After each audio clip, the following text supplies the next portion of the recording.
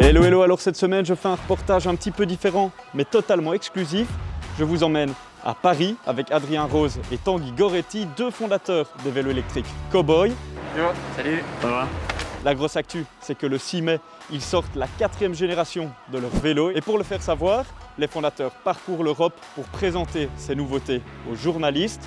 L'objectif, réaliser une entrée sur le marché fracassante. Startup Vie a eu la chance de les suivre dans les coulisses. Suivez-moi.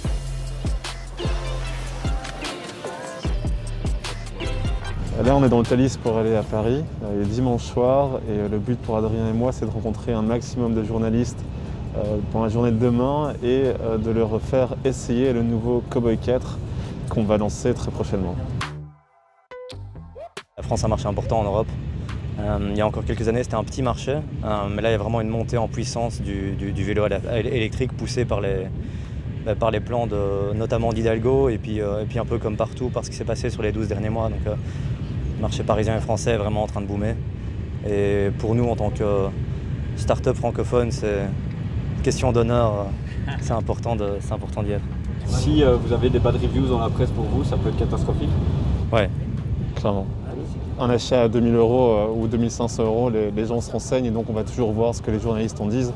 Ouais. Si les reviews sont pas bonnes, pour nous, c'est clairement négatif. Vous êtes confiant, vous êtes chaud?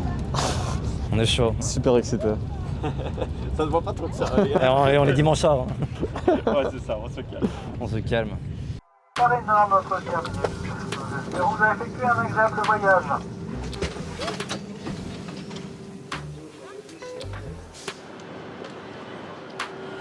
Petit contrôle Covid. Bon, bonjour. Merci. Là, on va à l'hôtel, direct. Vu qu'on est en, comment on dit, en curfew, comment on dit curfew. Merci. Couvre-feu, donc très bizarre, les rues vides, jamais vu ça. Et le programme de la soirée, là, c'est quoi? C'est assez festif, non? C'est dodo.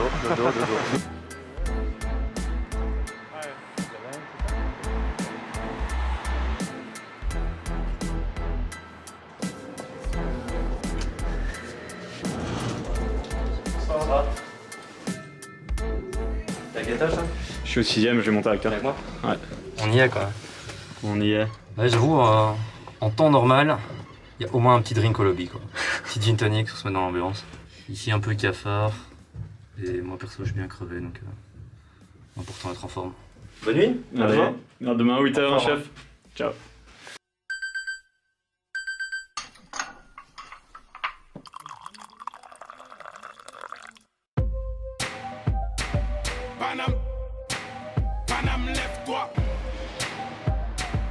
Ça y est, on y est. Adrien et Tanguy viennent d'arriver à l'agence. Ils ont quelques minutes pour tout préparer, pour que tout soit nickel avant l'arrivée des journalistes. Les traiter comme des rois, ça fait vraiment partie de leur stratégie de communication. C'est une stratégie de communication qui peut être extrêmement efficace si elle est menée à bien. Maintenant, le revers de la médaille peut être extrêmement douloureux. Un journaliste qui n'aime pas la société ou le produit, surtout le produit, je dirais, pour une raison ou pour une autre, peut vraiment faire du mal. T'es confiant? Ouais. Hyper confiant. Ça, j'irai pas jusque-là.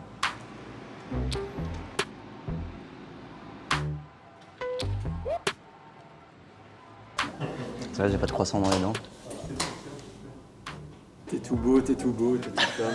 La première interview, ça s'est bien passé. On a un bon contact avec le journaliste, un journaliste qu'on connaissait déjà. Yes. Après, ici, ce qui est particulier, c'est qu'on lance un nouveau produit. Donc, nous, ce qui nous intéresse aujourd'hui, c'est forcément que les journalistes racontent l'histoire que nous, on veut qu'ils racontent. En l'occurrence. C'est ça qui est un peu plus tricky. Ouais, c'est toujours ça le but du jeu. Hein. Nous, on veut raconter notre histoire. Eux, ils ont leurs questions. Donc cette fois-ci, c'est un journaliste business qui s'intéresse beaucoup plus à l'évolution business de la boîte que du lancement produit. Okay. Bon, là, il a une affinité pour le vélo, donc ça aide. C'est aussi ça qui fait partie du jeu, c'est d'aller essayer de trouver le bon journaliste. Le bon journaliste, c'est quelqu'un qui s'intéresse à notre histoire. Et donc, je pense qu'on a réussi à faire passer nos messages. C'est la minute marketing maintenant. Adrien a choisi ce moment pour déballer tout son discours, comme il le fait avec les journalistes en fait. On a 4 points, je pense, 4 points clés qu'on veut vraiment faire passer. Un des premiers points, c'est la différenciation entre le Cowboy 3 et le Cowboy 4. Alors là, il y a plusieurs sous-points.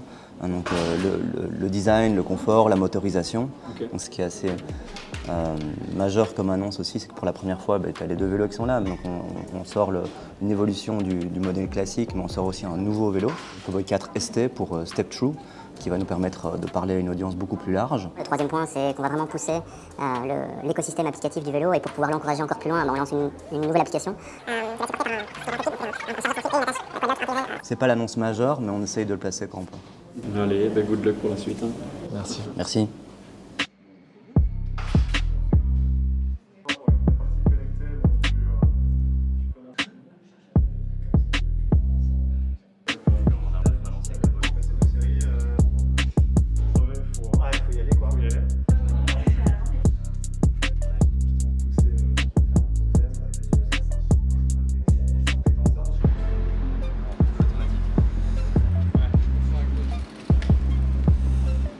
Est-ce qu'on peut juste regarder nos perfs?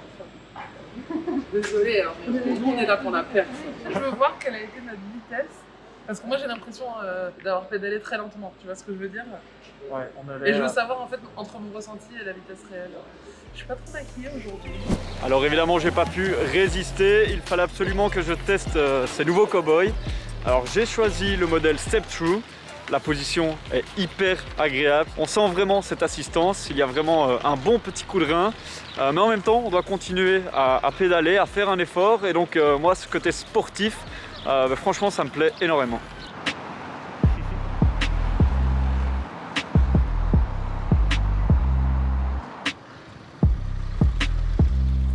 Voilà les gars, on arrive en fin de journée. C'est quoi le bilan là pour vous deux?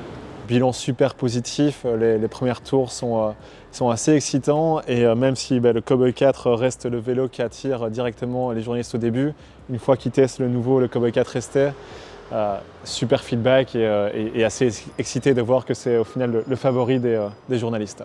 C'est quoi la suite du programme? Ça va dépendre de toi. Hein.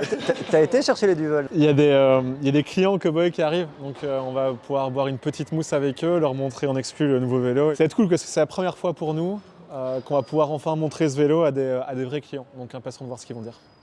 Allez, santé les gars. On va voir les vélos. Ça vous assurez vraiment, franchement. Final, j'adore. On a intégré un chargeur sans fil. Non. Donc tu mets ton téléphone et il charge. Je veux un support. Combien de fois on en a parlé de ça? Combien il y en a qui mettent une sacoche Ah là, là pour là, avoir une batterie externe à l'intérieur avec un J'ai câble? tout acheté, vous allez me tout faire changer.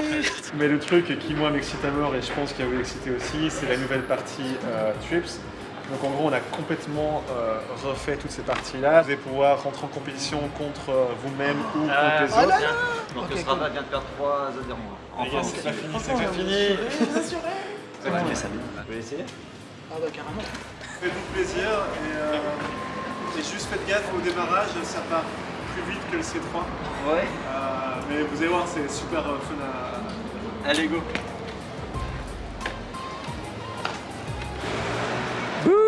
Ah là là, Le verdict les gars? un verdict. Je suis bluffé, vraiment, franchement, je suis séduit. On achète? On voit l'émotion. On achète, ouais.